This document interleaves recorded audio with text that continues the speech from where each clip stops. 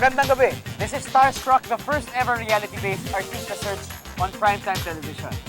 Third week na ng kanilang week-long sayaw test, kaya isasabak namin sila sa pinakamatunog na pangalan ngayon. Kapag sinabi mong dancers, siyempre, ang Sexbomb. Sa kanta ni Tom Jones nakuha ni StarStruck Council member Joey De Leon ang pangalan ng Sexbomb Dancers. Sexbomb na napansin nyo, nag-start sila sa pagsasayaw, pero still, dinidevelop natin sila into something, diba? So, ayun, lumusot sa pagkanta, at saka ngayon sa pag-acting. Pero syempre, bago ka pumunta doon, kung wala kang disiplina sa sarili mo, hindi mo magagawa yun. Kahit saan mo sila ilagay, kaya nila. So, para bang hindi ka magsasawa, di ba? Parang sa steps, lagi may bago. Tapos, sa song, masang-masa, kumbaga.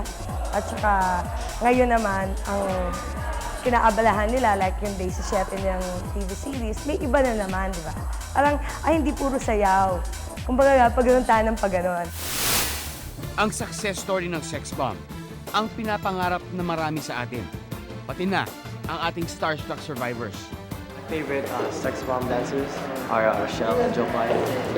They're cute and, you know, always buti. So I want to know which one is the best. Sana partner ko si Jopay. Lalang siya yung idol ko talaga sa Sexbomb. Si Rochelle kasi galing sumayaw, pero yung crush ko si Cheche Tolentino. So, kamusta man kaya sila nung nakilala nila ang Sexbomb? Teka, ding-dong, huwag kang atat. Siyempre, bago ko sila ipakilala, dapat prepared sila. Lalo na yung mga girls. Everybody, I want you to meet Miss Joy, the sexiest of the Sexbomb dancers. Si Ate Joy Cancio, mabait na manager, talagang may tiyaga at may tiwala sila siya. May tiwala po si Ate Joy sa amin. Ayaw ni Ate Joy ng matigas ang ulo. Ayaw niya ng, yung about sa mga boys, huwag muna, trabaho, ayaw ng problema na dinadala sa trabaho.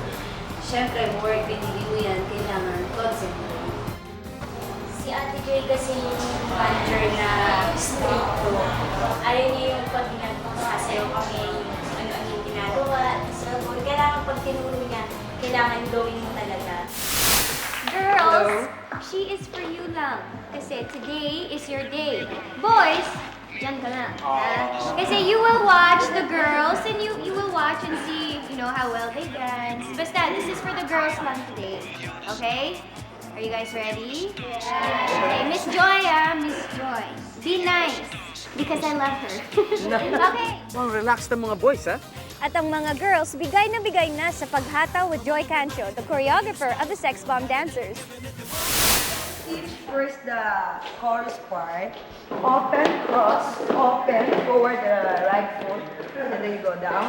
6, 7, 8, 5, 6, 7, 8. Pababa ng pababa. Tignan nilang mabuti ang steps bago nila gawin. Like, eto, kailangan yan, nakaganyan lang. No extra movement. Parang, eto lang, sabay hips. Yan na yun, binigigil na yan. Yun lang, pag ganun-ganun lang yan. Kaya, kaya ko lang, wag yung basta tignan niyo yung steps na kung ano yung dapat para magawa niyo ng maganda yung steps.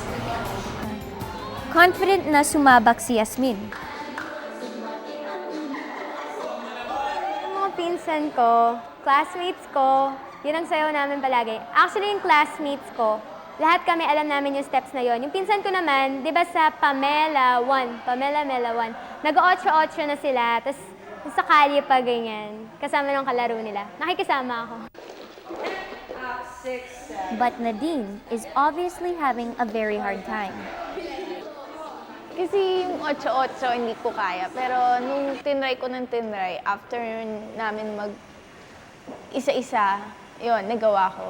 Kita kong madaling pumikap is Sheena, Yasmien, si Jade. Yan. Magaling din siya sumayaw. Alam mo, sa tingin ko, sa girls wala naman naging problema eh. Kung titignan, hindi mo mahahalata ang mga sakripisyo ng ating mga StarStruck survivors para lang makamit ang kanilang showbiz dreams. Last week po, yun yung exam po namin for second quarter.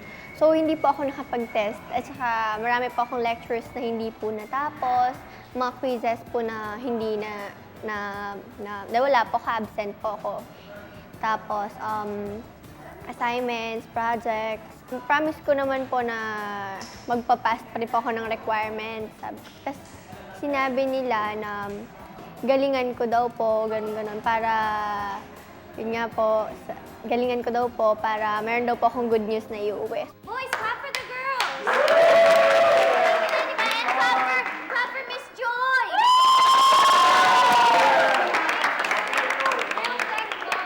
Boys.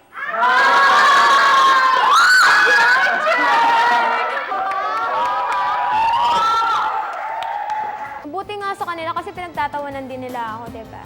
Tapos, ang kapal-kapal na mukha nila, feeling nila na na kami lang yung sasayaw ng ganun. Buti nga sa kanila, sumayaw din sila.